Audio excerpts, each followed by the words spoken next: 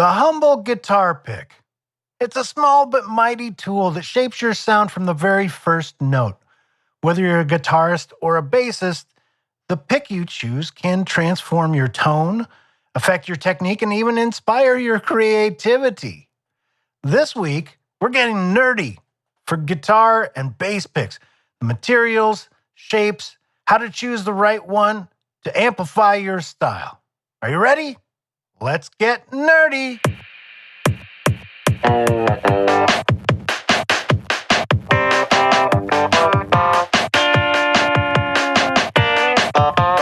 I'm Andy Schneider, career musician turned guitar coach, producer, and author of over 100 books from my publishing company, Sing Music Books. I was a high school band nerd, then a devoted jazz guy, then a backing musician for great artists in every type of music.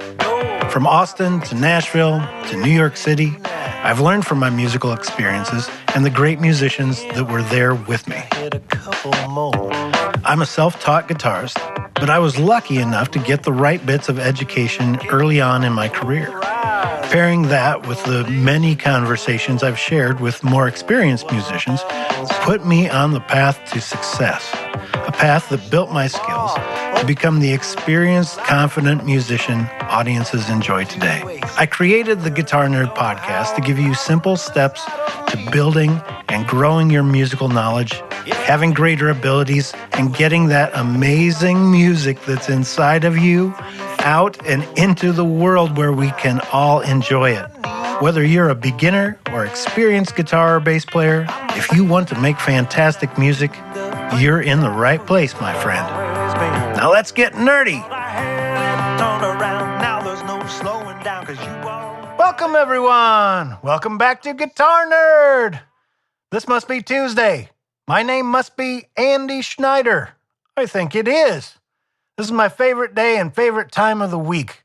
Time when I get to hang out with you, or the plural, you all, and we get to get nerdy. The thing that we do best as guitar and bass players, right? This is the place where we talk about all the nerdy stuff about guitars and bass guitars and how to make better music. Whether you're new to playing or a member of the Million Mile Club like I am, you're going to find something here this week. At least I sure hope you will. Something to energize your music and put some creative fuel in that tank. Last week's episode was really fun. We talked about chord symbols.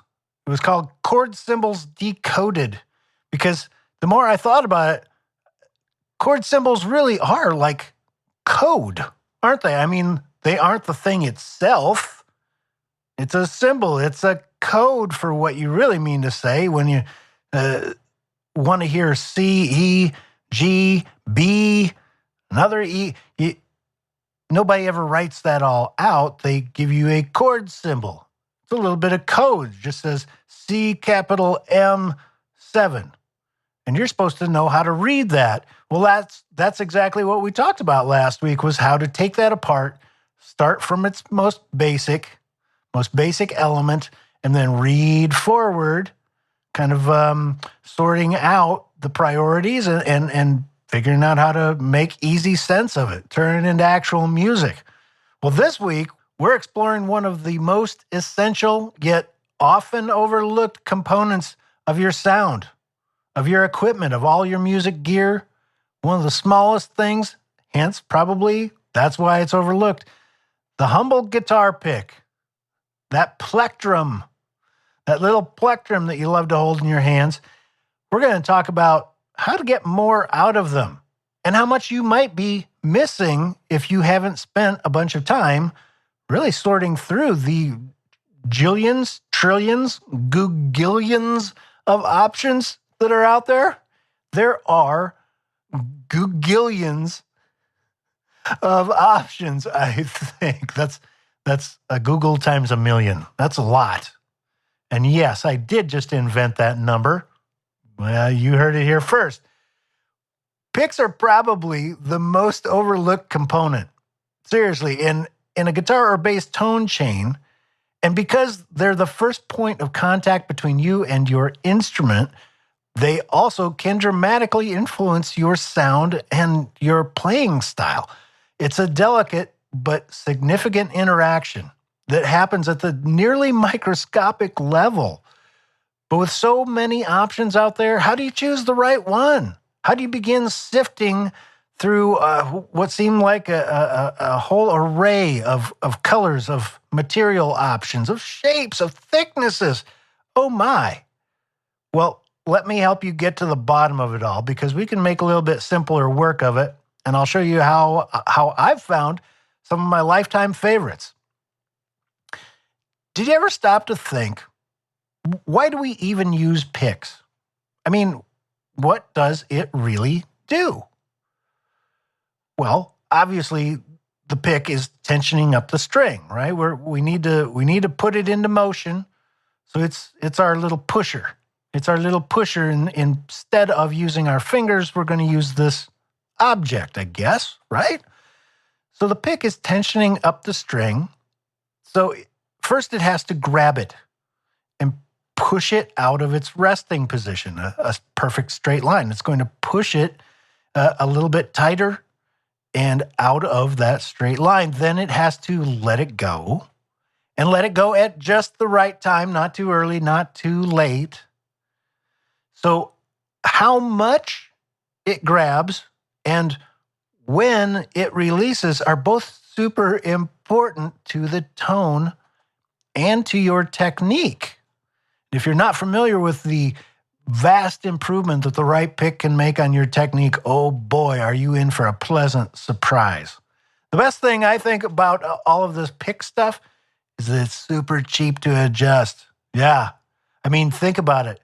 How many hundreds or thousands of dollars have you already spent on getting just the right guitar and finding just the right strings and that amplifier or dozens of amplifiers and pedals, everything? That pick is like what? These days in 2025, it's $1. Some are a few dollars. Some are many dollars. It's true. But still, bang for your buck, that little guy can do more for your tone to make it or kill it than probably any other piece of your whole chain, right?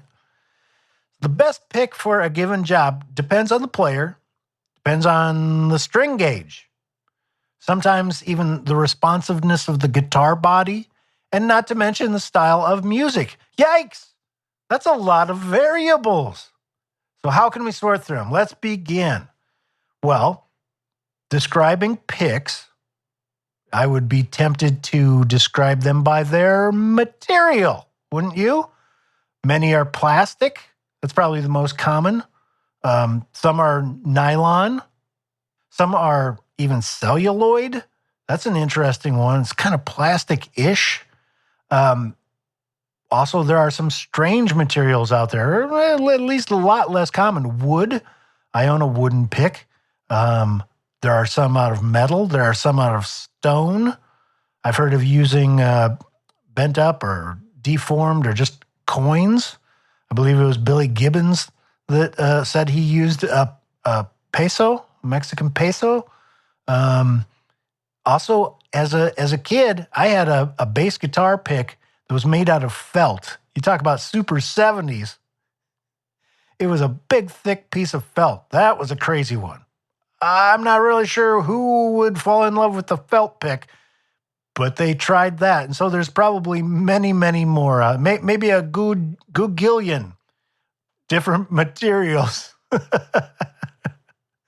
besides plastic and nylon. Plastic is definitely the most common. It offers a nice balance of flexibility and durability. Nylon, a little bit more flexible, often is textured so that you can grip it a little bit easier. So it's known to be a great beginner's guitar pick. Celluloid offers a very classic feel and a bright tone, but can wear out quickly. And of the uncommon ones, there's one that I didn't mention because I don't think you can get them anywhere anymore. But guitar picks used to be made of tortoise shell, real tortoise shell. Now, I'm quite certain that stuff, like the tortoise, is endangered. So we're not going to get any more of those. But a guy once came up to me. I've got to tell you about this. A guy once came up to me and put this pick in my hands and said, Andy, try that. Try that. I was holding my acoustic at the time. He said, try that. That's a real tortoiseshell from the 60s, before the embargo on tortoiseshell picks. And he said, notice what happens as you continue to play. And he was right. As I played, the heat from probably both strumming it on the strings and my fingers started to sort of soften it up. And it changed the dynamic of the pick. All of a sudden, I felt like I was playing better music. The rhythms just seemed to be happening more responsively and in more of a human kind of way. It was really an interesting choice. That was interesting. I think celluloid came along to kind of replace that tortoiseshell feel. And I've owned a few of those. They're very, very nice picks. So there's all kinds of materials that have been and probably are going to be in the future. There are lots and lots of shapes and thicknesses. Now, this one you probably already know. Thick. Ranges up to, 1.5 millimeters. Can you dig that? That's like, almost 1/8 of an inch? I mean, they get pretty heavy. All the way down to less than a millimeter, more like a playing card kind of thickness. Not very thick at all. Some are smaller and pointed, more like a little tiny teardrop. Those are generally jazz picks. They're perfect for precision and speed. The standard shape that you probably know and own, a classic teardrop, probably the size of, comparing it to my thumbnail. Well, it's way bigger than my thumbnail, but smaller than an egg, Very versatile pick. Definitely the most common in this last century, for sure. And I think no discussion of picks is complete without my personal favorite, thumb picks. This leaves a lot of people really hot or cold, and thumb picks are generally kind of thought of or relegated to country guitar players. I don't think that's giving them or you, the musician, a fair shake. And I'll tell you why real briefly. Thumb picks are groovy for a couple of reasons, and one of them is that you can't drop it on stage. That becomes a bigger deal than you'd think when you're under maybe hot lights or just working hard up there. Actually hanging on to the pick may distract you for a quick second if you're having trouble, because I personally have gotten sweaty enough lots of times to drop my pick. That's a real bummer when you're in the middle of a song and you have to reach over and get... So the thumb pick stays put. You kind of can't drop them.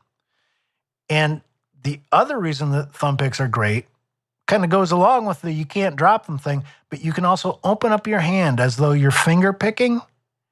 So you can still pick the lower strings, maybe your bass strings, with that pick that's on your thumb, while your picking fingers are reaching for other strings. And so you can very quickly go from a rhythm picked chordal approach, chang, chang, and chang, chang, chang, to opening it up and finger picking one note at a time with your entire hand, then go back to a rhythm picking style.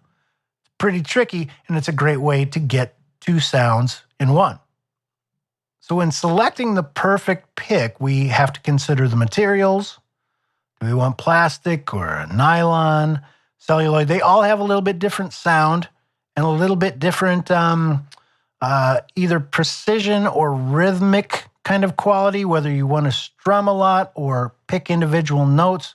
That will matter quite a bit to you. The plastic is kind of a good hybrid of all of them, and a standard shape is a great place to start, but you might want to be aware of the other shapes if you're just venturing out to find some new picks. There's another component that I think is really important to the sound, the technique, the playability of a pick, and that's the edge, the absolute edge of the pick. If you take a pick and hold it up close to your face so you can really see what's going on there, is the side of it, right? I'm facing a pick. It looks like a teardrop, the side. Is it blunt cut as though you just stamped it out with a cookie cutter kind of thing? Clunk. And it just cuts the plastic off at a hard 90-degree angle? Or is it a little bit more shaped? There's many that have more of a taper. And that taper lets you kind of move past the string a little bit more easily.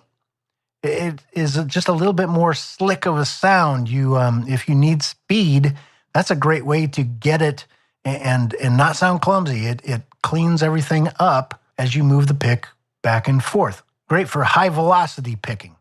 Well, all of these factors determine the playing characteristic of the pick. You want something that matches your style, that matches the sort of the parameters of what you need. Are you more about rhythm sound? Do you want picking speed and cleanliness? Those are two sort of things that we need to put on a scale. And the other thing is sort of the overall tone. Do you like a nice lightweight tone? If so, a lighter pick is probably going to do well for you. I would also think about something like a celluloid material if you like a nice light and bright sound. If you want something heavier or more bass heavy, something thick. And one of the materials like, well, plastic is great. Thick plastic is great. The wood, metal, and stone are also really good for getting a lot of bass or a lot of impact out of your pick. Acoustic players might prefer a thinner pick for strumming. The issue is generally the rhythmic release of the strings. It's a little bit of timing that helps make that great acoustic go strumming. While electric players often choose a thicker pick. It's got a little bit better control for solos. It's got a little bit bigger attack and just kind of makes what we need out of electrics go really well. You also might want to consider your favorite genre. Rock and metal, heavier picks, more aggressive playing. Just kind of gets the job done by really bossing those strings back and forth real well. Jazz and blues, generally medium to heavy for more nuanced articulation and also a little bit more bass concentration. A lot of players will tend towards a heavy pick, and that's another reason that jazz picks are often quite small. They sort of, they'll be very thick, and they sort of don't bend in and out of the way, creating that rhythmic thing that acoustic, say, folk players are looking for. And speaking of folk and pop, you already guessed it, lighter picks for a softer, more melodic strum. I'd look around that celluloid area. There's lots of good choices, and you just won't know until you get one in your fingers between you and the strings. Well, I've got to tell you how I find my favorite picks. I have a long-standing tradition of taking myself out on the town for New Pick Day. New Pick Day is the day when Andy gets to buy all the guitar picks that he wants. And so, especially when I was in Nashville, I loved this. I went out for several new pick days and came home with all kinds of new ideas. I just saddle up to the pick display that they've got there and rifle through every single drawer looking for something that I haven't seen before or something that's just interesting. Something that's interesting to me, and I wonder, I wonder if I can get creative with that. Are there new sounds in it? I don't know. I'm happy to plunk down a bunch of money and buy a bunch of picks because I'm going to need to hear them on my guitar and my amp in my space with some time to kind of think about it or get used to them. So I don't worry about it if 95% of the picks I bought don't work for me. If they don't work and they aren't making me happy, I just toss them in the drawer with the rest. And I'm happy to leave them there because I know that there's going to be another time somewhere down the road when I may be making different music with different guitars. And I just love going to that drawer, opening it up and finding whatever surprises I've left for myself that help me make perfect music right on the spot. And I've always got that magic tool waiting for me. It's really a cool thing. Take yourself out for a new pick day and treat yourself.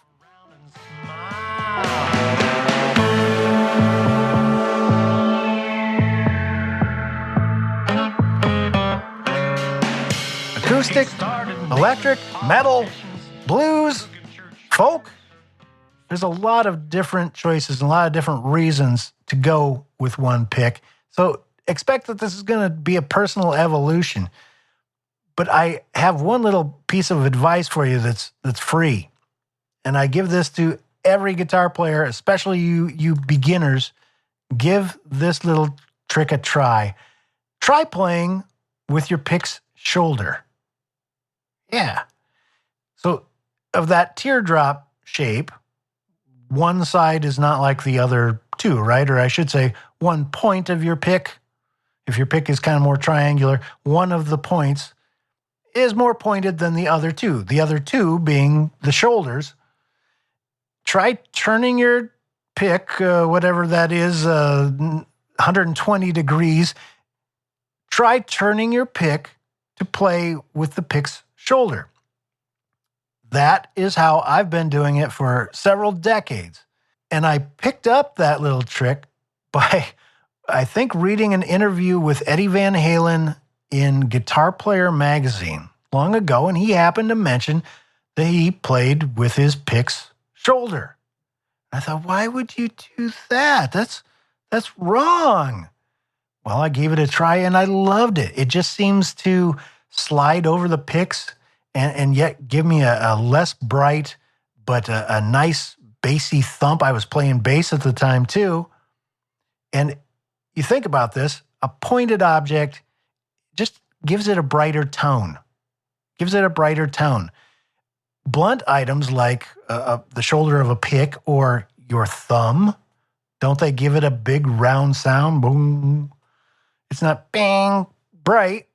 Your thumb makes it sound nice and round. Well, so do the rounded pick shoulders. I find that picking is easier.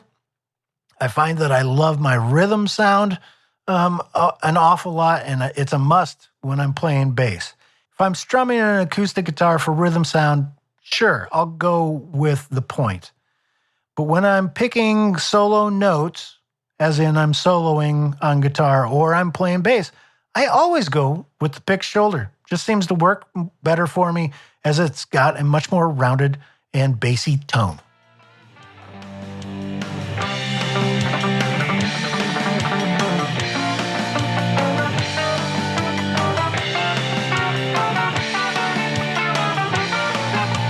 Man, I know I'm a nerd when I can talk for a half an hour about guitar picks. But I would do it every day if you'd ask me to, because I just love the fine points of guitar playing. It's the subtlety that makes our art art. Yes, it is. Thanks a bunch to everybody who's been picking up my new books on Amazon. Yeah, I have a new series of books out, the Weekend series. They're short little books, teach you to learn a style of music and level up in a really short amount of time. Like a weekend? Yeah, like if you sat down for a weekend and just dove into this book, my goodness, the improvement in your style, the improvement in your music, that's the whole point of these weekend books. I've got one series called Weekend of Blues Guitar and another one called Weekend of Blues Bass. Now, book one is out for each of them. And by the way, of course they're out in left-handed versions because I love lefties. I've got left-handed versions and right-handed versions of the Weekend of Blues series. The guitar book is specifically designed to show you essential chords and rhythms, get you really making blues rhythms on the go. And they have video play-alongs that stream off of the Seeing Music Books website. The guitar book focuses on essential chords and rhythms, and the bass book is about 12-bar basics, foundations, and walking those first lines, putting it all together and making 12 bars sound really great and professional. Weekend of Blues Bass and Weekend of Blues Guitar. You can check them out now and even watch the previews at seeingmusicbooks.com.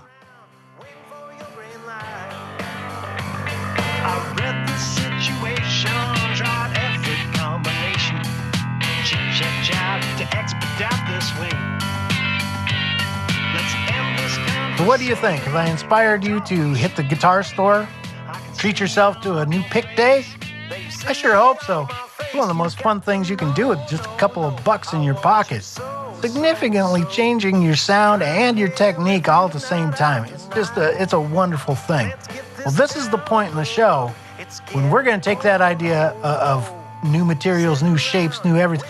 We're going to nerd out. Time to nerd out. This is for you players that are looking for a little bit more, to get something unusual, or just really dial in perfection. Really dial in what you've been looking for, because you should get exactly what you need from a pick. In fact, I encourage you, do not stop until you do get exactly what you need from your pick. So we're going to talk about hot rodding your guitar pick. Isn't that crazy? But we can. We aren't stuck with factory options. No, sir. No, sir. We are going to hot rod your guitar pick. No kidding. There's a bunch of things that we can change about the guitar pick. What did we say at the beginning of this episode? The way that you would describe a pick would be by what? Its material, by its shape, maybe its thickness, and also, the side, right? The edge, the actual edge of it. I can think of one more thing, the surface. Some are extremely smooth, like a metal. And there are some like celluloids that are extremely slick and smooth. Others have a little bit more texture, a little bit more rough. Well, we can change a lot of these parameters on our own. For example, the shape. Why not experiment with taking something that's maybe a little bit too big? You think, there might be something here in this pick, but I'm not in love with it. Try editing it down. Take your scissors. It'll probably work. On most picks it will, unless they're extremely thick or tough material. But I'm thinking of generally the most common nylon or plastic ones. Edit that shape with your scissors. Make it just take a little bit off the sides, perhaps. Or maybe a lot. Maybe you want to try something that's almost whisker thin. I mean, why not? It won't be very loud, but it might have a really unusual tone. Or it just might inspire you to do something else with that pick. You can edit that shape with scissors or probably a hobby knife. And as long as we're talking about shape, there's another way to edit the shape of a pick. Now, I'm thinking specifically about thumb picks. One of the things that turns off a lot of players to thumb picks is they put them on their thumb. And, a thumb pick is something of a plectrum, and then a piece of plastic kind of goes and wraps over your thumbnail. Well, how it wraps can be uncomfortable, sure. And some are not meant for hands my size, that's for sure. I've put on many thumb picks and went, ouch, ouch, ouch. Well, you can change that generally. You can expand it a little bit by soaking your thumb pick in hot water. Just let it soak for 15, 20 minutes or something like that in some nice hot water. And when you pull it out, it's going to be a lot more gentle, and you should be able to pull it out gently and kind of reshape the pick. And when it cools down, it should be in a little bit better position to fit your thumb. So you can edit the shape with simple hot water. I pay a lot of attention to the side of guitar picks, because depending on the music I'm making, sometimes I want a slick release, an easy release for great speed. And in that case, you use that edge that's more shaped, right? That kind of comes to a point like the roof of a house.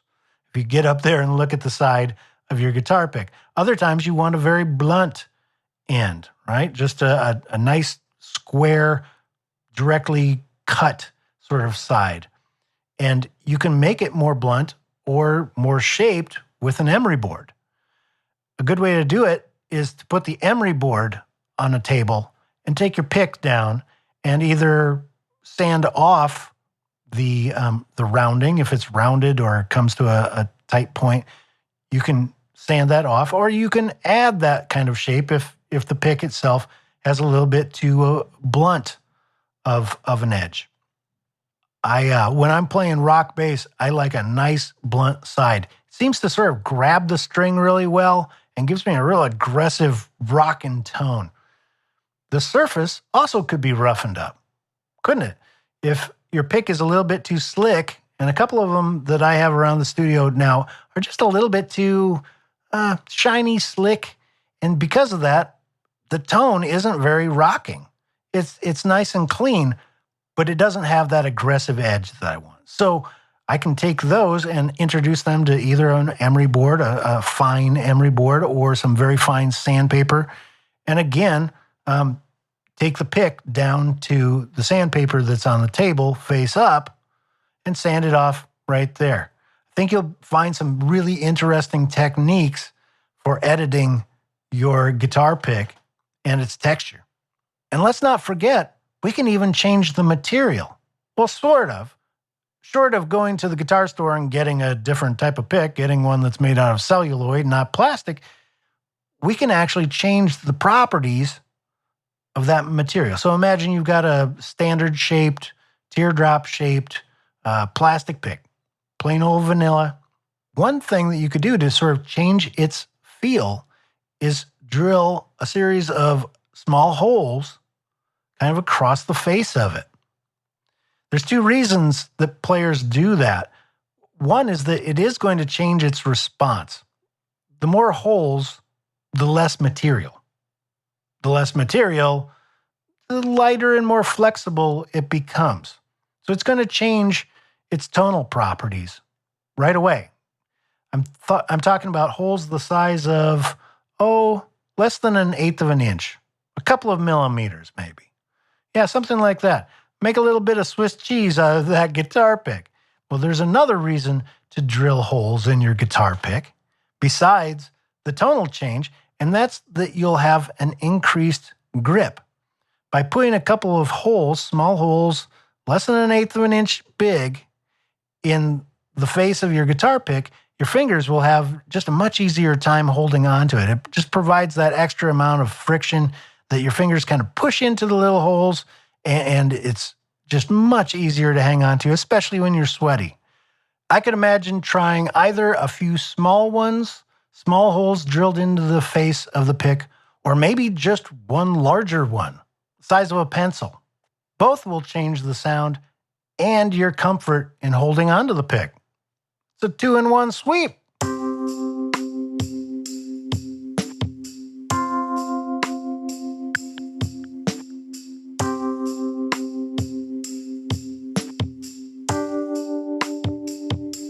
Picks are a crucial part of your sound and technique. From the shape of the edge to the materials and the overall shape, the right pick can enhance your playing experience. This week, why not take a trip to your local music store? It's time for your own new pick day. Thank you to everyone who's been subscribing to this podcast. Thanks for following on social and for the many kind words. And thanks to everybody as well who's been picking up my books from Seeing Music Books. They're for sale all around the internet. Go look at your favorite outlet. You'll probably see them there. Next week, we're going to be talking about the killers. Yeah, the killers. Game killers. The 3 most common mistakes that are holding you back. As a guitar teacher of over 30 years, I see my students making the same mistakes. Over and over, everybody seems to suffer from these 3 ailments in their playing at some point. To be a great player, you've got to overcome all of them. So these are little common mistakes, misunderstandings, or just bad habits that get in the way. And they're super easy to fix. You're going to need to fix them if you want to be a great guitar player. So next week, the killers. Game killers. You've got great music inside of you, guitar player. Let's get it out and into the world, bass player. Everybody needs to hear you. You can do this just one step at a time, and you just took a major step hot rodding your guitar picks this week. Yeah! Experiment with different picks this week. See how they change your sound. If you've got some that you don't love, consider hot rodding them. Change their shape, change their texture, change their edge face. Yeah, let's get busy. Until next time, have a great nerdy week. I'm Andy Schneider, And you've been listening to Guitar Nerd.